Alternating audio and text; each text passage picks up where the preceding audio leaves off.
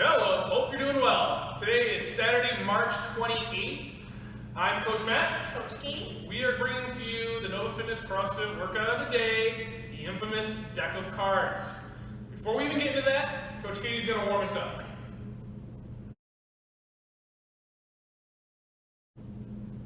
All right, for our warm-up today, we're going to do 4 rounds, 30 seconds of 4 different movements. Each will be 30 seconds long. First movement is going to be our jumping jacks. Coach Matt's going to go into jumping jacks, getting those hands overhead, feet out to the side and in. After he completes 30 seconds of his jumping jacks, he's going to go into 30 seconds of a nice lateral lunge, alternating each side, driving the hip as he goes each side and that knee going over that toe. Once 30 seconds of complete of the lateral lunges, he's going to go into 30 seconds of a plank, push-up to reach, alternating each side. He's going to get into a nice push-up, and he's going to reach up towards the ceiling, each time walking back up to full extension, walking back down to complete his push-up, and then reach on the opposite side. And then our last movement is going to be the single leg alternating loop bridge. Matt's going to lay down flat on his back. He's going to drive one foot to the ground and lift that other leg up in the air, squeezing his glutes as he lifts that leg and alternates. Once you complete 4 rounds of each movement for 30 seconds, you are ready to start the warm-up or the workout, and Matt's going to walk you through that.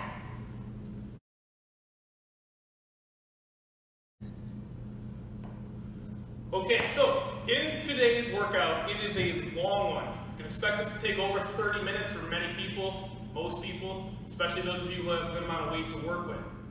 We've got 4 movements: power cleans, burpee to a target, ab mat sit-ups, and push press. Katie's going to start us off today with some power cleans. So give me a quick demo of what a good power clean would look like. All right, coming off the ground, fast to the middle, finishes in a nice receiving position. Good. So as a warm-up with this barbell today, he's going to go through a couple of movements that help you get active in each position. So starting off with shoelaces up underneath the bar and a nice deadlift setup, hook grip on. He's going to pull that bar past the knee, accelerating through the middle to a nice shrug. 3 repetitions into that nice shrug position. From there, he's going to go back to the ground. Same thing, coming through the shrug, finishing with the elbows high and outside this time for 2 repetitions. Boom. Notice you would get the elbows high, elevating that bar to the chest, staying driven through her heels. Final thing she's going to do is finish dropping underneath the bar into a nice receiving position. Boom. Good. So we're going to go through 3, 2, 1 of that with our empty barbell, a lightweight, and ideally the working weight you're going to use in today's workout. If you looked at it from the side, you can just go through 1 rep of each. Deadlift setup, shrug pull, elbows high on outside, and then finishing that receiving position. Notice in the receiving position, we have our hips back, our torso upright. We're not catching it with our hips forward in a bent position. That can be very rough. Avoid that at all costs today, even if you have to lighten your weight. Good, rest that down. So Keith's going to go through a quick demo of the same exact movements with the dumbbells next. All the same fundamentals of the power cleans or push presses we do today will be consistent with dumbbells or the barbell. So if it goes the same thing, 3 extensions. Notice you got those dumbbells just outside the feet, finishing in that same turned over receiving position.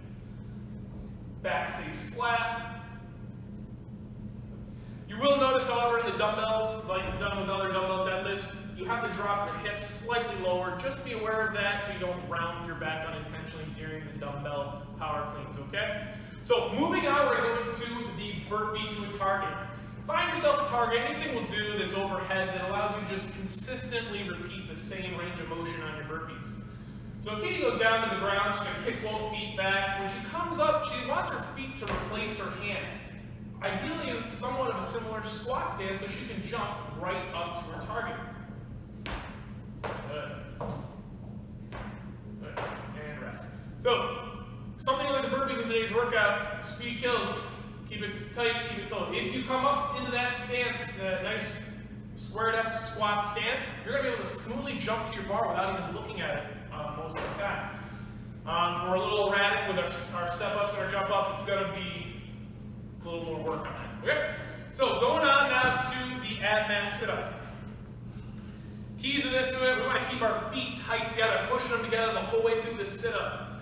If you don't have an ab mat at home, that's fine. We're going to show you a couple version without it. Okay? So Katie's going to lay back. You'll notice the ab mat actually assists her in opening up her abdominals. Hands overhead, touch the ground behind the top of your head. The further back you reach, the more you get to open up. So she'll sit on up into a nice vertical upright back, shoulders just past her hips, touching her toes, and then laying on back. Good. If I take the ab mat away, it's essentially the same fundamental movement. But to help us get the most out of it, I really want you to reach back, open up those abdominals as much as you can, and then sit on up. Good. Sometimes when we do the ab mat, people think it's a lot easier initially when they start. So they go back, they open up.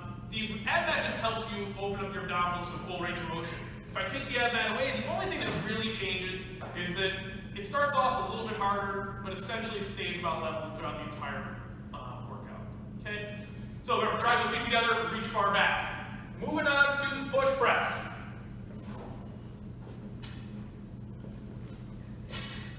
So push press starting from the shoulder, we're going to dip the knees driven outward, keeping our glutes and quads engaged evenly, driving upward, boom, finishing overhead. There's only a dip and a drive. No re-dip on this workout today. So if you give them a demo from the front. Oh, one of the things you want to avoid today, is the dipping of the knees in. We don't get a little bit of those legs collapsing inward, we get a little stanky leg action going. Want to avoid that as much as possible. The other thing, turn to the side, Katie, we want to really avoid as we go into that dip is leaning back, letting our hips slide back, or hips slide forward, shoulders slide back. Puts a lot of pressure on our lower back and be very dangerous, especially in these high rep sets. So remember, as we dip and drive overhead, we keep a nice vertical torso. We use our glutes, we drive through the heels. And you can press it. Number one thing you're going to see, whether you're doing the push, press, or the cleans, if you start getting into the front of your toes, if you start tipping your body weight forward, you're going to start to have some of these movement problems, like the collapsing knees, the bending of the low back. So just avoid that to the best of your ability at all costs. Okay, he's going to go through the same fundamental movements with some of the dumbbells. A dip and a drive. Very good. Just remember, as we're dipping and driving, we're using dumbbells overhead, stability, control. Take your time for quality reps, speeding through the sets. Some things get messy.